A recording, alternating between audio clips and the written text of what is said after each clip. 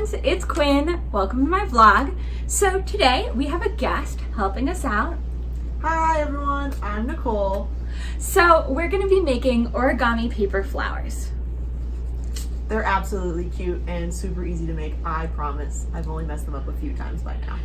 Yeah, and so in terms of materials, we're going to be using origami paper. So it's already cut in a square, so literally all you need is the square sheet of paper. If you don't have origami paper, that's totally okay. You can just cut printer paper or notebook paper, any other type of paper into a square to get started. Yeah. All right, let's go for it. So first we're going to start with our basic square fold. That means going diagonal to diagonal. And always press firmly to make sure that your lines are nice and strong. And you will open back up and go to the other side. Now you can see that you have a nice X through the middle, and then you will fold up. Some call this the hot dog method. I don't understand with a square piece of paper what the difference between hot dog and hamburger is, since they're both the exact same, but you can call it what you wish. And then when we fold up again on the opposite side, we will have a nice star in the middle. These are just our guidelines, and we're going to go into what is known as the water bomb base. So granted, we're not making the water bomb today, but it's used in quite a few things. And so you're folding on these lines and pulling the peaks in. It'll make a nice diamond. Always work on your creases right at the bottom. Those are the hardest parts. If you have nails, it works a little bit easier. If not, you can just use the tip of a pen or something of the sort. From here, we will move on to step 2. So now that we have the water bomb base, we're going to go ahead and make more folds to get kind of petals. So we're going to take the outside corner of each one and fold it into the byline or the halfway point and crease it. And we want to make sure we have very solid creases on this. And then we're going to pop that open. We're going to do that on both sides. Nope, just on one side, Nicole has informed me. And then we're gonna fold that open so you have it out, and then we're gonna fold to the width of that petal. Like, I almost had it. And you gotta pop in the other pieces. So it looks something like this. Just with smooth creases. Yeah, press it down. There you go, Quinn. I knew you would get it. And then you're going to repeat that with each side. And if you couldn't tell from that, I am a little bit of a beginner with this one. Does it matter which way? Nope.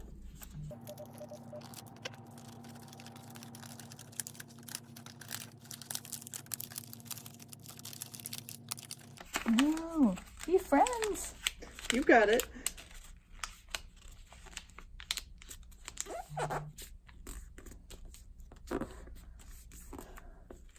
The first few times are always tough, just learning a new pattern. So don't beat yourself up too much.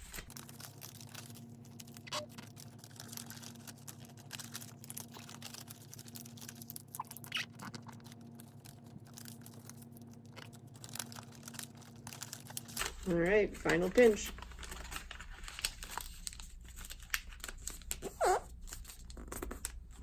There we go. See, it's already starting to look like a flower. It's not the flower we want yet, but the flower it will become. Okay, let's move on to the next one. All right. And so when you refold like this, you can tell that there are 4 points up top. And if one of these just pops out, you can just fit it back in. Hopefully your creases still look sharp. I know that I had to fix some of mine and Quinn had to fix hers too, but that's okay. It's the name of the game. And so we're going to fold over so you see a fully patterned diamond, I guess. Almost called it a star shape. And you're going to fold the top flap down. This will be the beginnings of our petals. And when you shift over 2, you can do it again. You can do this on every of the 4 sides. And we'll just shift back on this way, almost like an accordion. Pull this one down. And here, pulling it down. And Now you want to fold this over so you have a mass of petals on this side. And you're going to split them in half. So you'll have some on each, like so. And you're going to fold this part in. This will be what you consider the stem. It's a very small stem, but you're just going to fold in and crease so it folds here once and then folds in flat. And that's our next step. All right, so once you have your stem folded in, you're going to make sure that you keep it pinched tight and fold the 2 petals around to the other side to kind of open it up. And now you can start to see a flower. And again, while you're doing this, you don't want to completely let go of your stem because you want it to stay like somewhat together.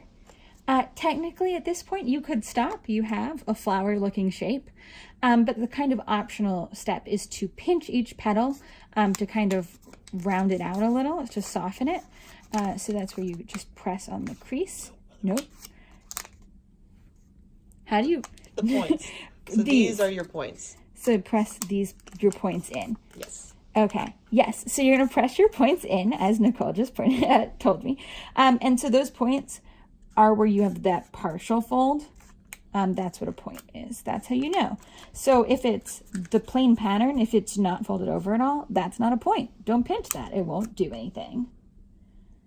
So you did 1. I definitely feel like Nicole demonstrated all of the easier steps. Oh, that's 100% true. But you knew that when you asked me to come on your show. I mean, I like to think that this is where the originality comes in. You can have a little flair for the dramatic and make an absolutely chaotic flower if you want. Or you can go for pristine and make sure that the petals are symmetrical and nicely rounded. I'm more of a chaotic one, though. However it comes out, and you have to be happy with it. Okay. Honestly? And then you can fix the 2 at the bottom because that's where you started, and it's always nice to reframe those. Or you can rip it. That works too. I think I'm going to call it. Here's my flower. Nicole's looks much nicer. She can be the example one that we're going to use. We'll just tuck that one into frame. As you can see, there are 2 flowers here. One is much nicer than the other. So we have our completed flowers. As you can see, they look a little different, and that's perfectly normal. Like, you have a lot of freedom, especially in that last stage, to make your flower petals look like what you want them to look like. And definitely practice makes perfect in this. When I first started origami, I was horrible at it. Granted, that's because I was about 10, but I still think when you start at 22, these things will happen. The more you practice a pattern, the better at it you'll be. Origami paper is sometimes expensive, so starting off with printer paper is one of the best tips I can give you. Learning how to cut that square shape, which I think you actually showed in your fortune teller option that you can go back and look at. And from there, there's a whole world of opportunities with origami flowers to cranes and even monkeys.